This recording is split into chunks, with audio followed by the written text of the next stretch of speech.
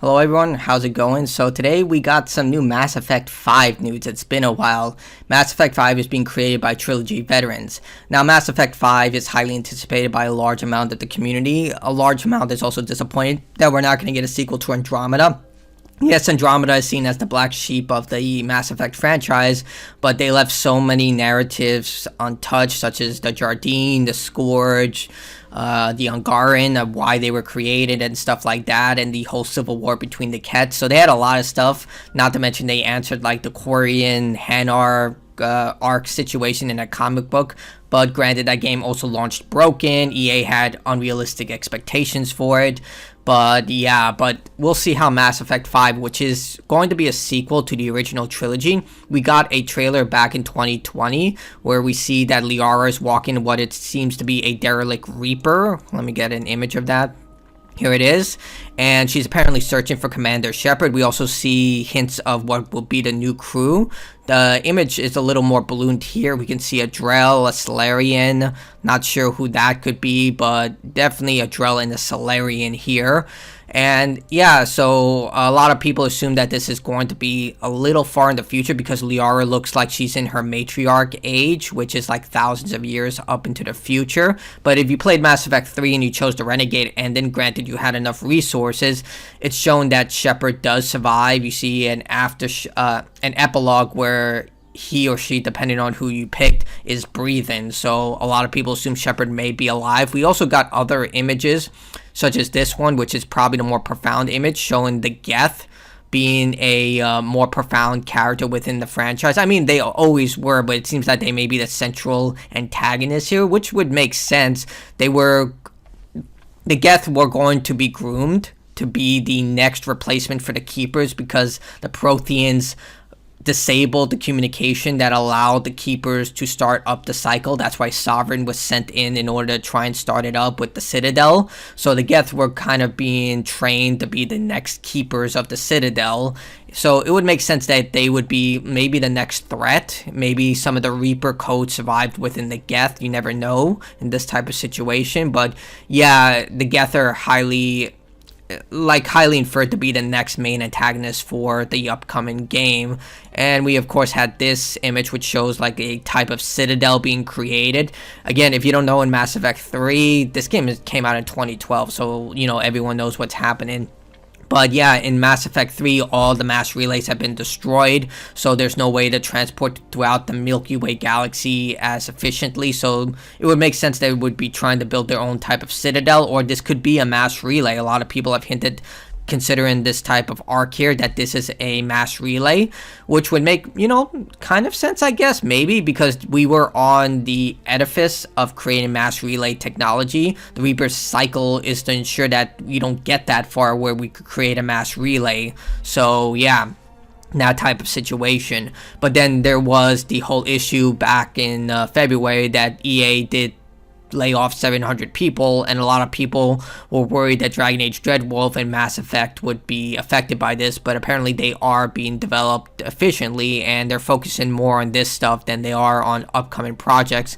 And it also meant that Respawn's Star Wars FPS was cancelled, so a lot of information to go through. And the most recent trailer we got was this trailer here, showing what could be the next protagonist for Mass Effect 5 and 7, all this stuff. There have been rumors coming out that this is just a mock armor, which would, I don't know how much I believe that, but, it does have some credence to it, because if everyone is scattered across the Milky Way galaxy, would there be an N7 program still operating unless you're on Earth? So a lot of questions to be asked, but we can read this article here. Mass Effect 5 was the talk of the town recently. Last year, BioWare published a series of cryptic messages and a short-form teaser trailer that was released in segments showcasing, well, not a lot, but it's still exciting for fans of the legendary sci-fi franchise. Following the hopeful release of Mass Effect Andromeda in 2017, fans are understandably apprehensive about the final shape of Mass Effect 5, especially since it was impacted by recent delays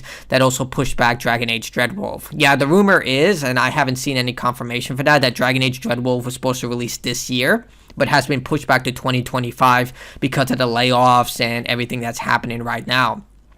On Twitter, Mass Effect 5's project director Michael Gamble recently posted a message in a response to a particular comment that will help set minds at ease. So this is the person, you can see he's had 15 years in BioWare, so he has a credible reputation as being, a hard worker on this franchise. On Twitter, one user commented on the Mass Effect 5 leadership team, stressing that almost the entire thing is made up of the original veteran devs, but some users were doubtful. By a way of response, Michael Gamble stepped up and confirmed that the executive producer, art director, creative director, and game director are all veterans of the OG trilogy. So you can read here, he's stating that right now.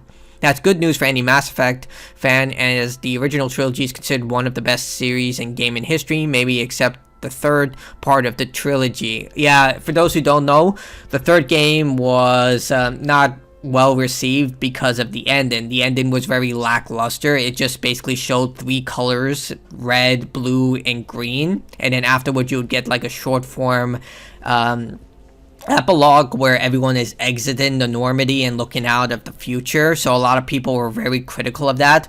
So critical that BioWare updated the game with a brand new ending, which is a lot more expansive, shows a lot more effects of your decisions, such as if you chose to cure the Krogan genophage or not, whether Rex or Weave were leading them, who you romanced, whether Kasumi was reunited with Kenji or not. A lot of different features were showcased within the ending, and I think it was a really good way to finalize the trilogy.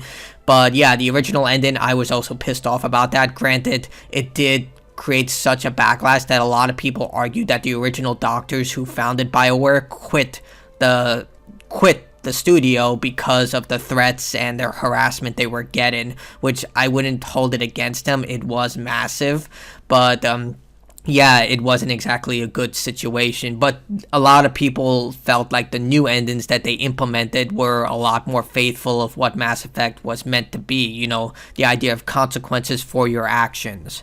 Everyone has their issues of how it ended, and I respect that, true. I do think that the new endings were really good because at least it gave you some feedback based on your actions.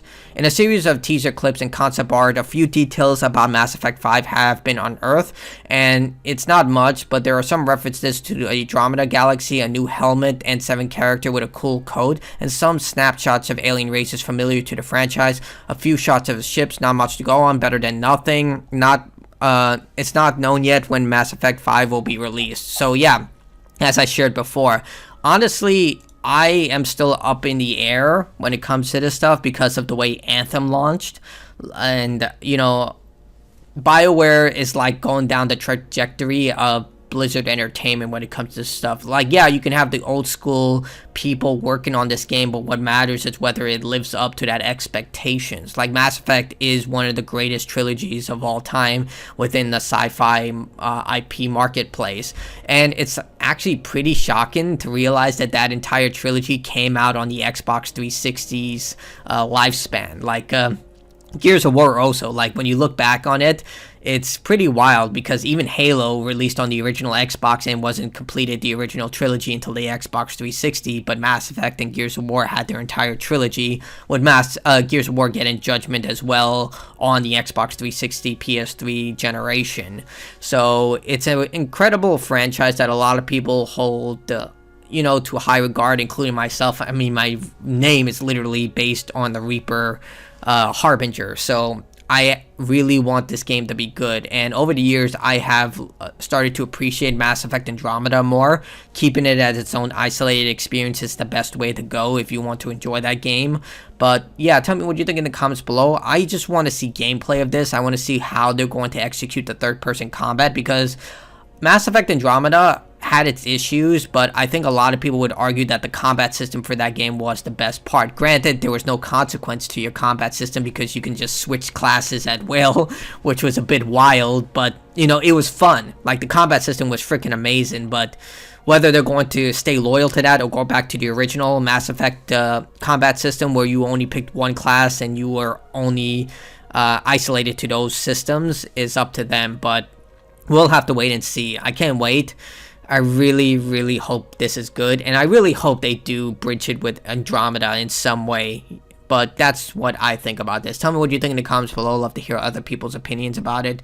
And that's it for me. Like, dislike, sub, your choice. Bye.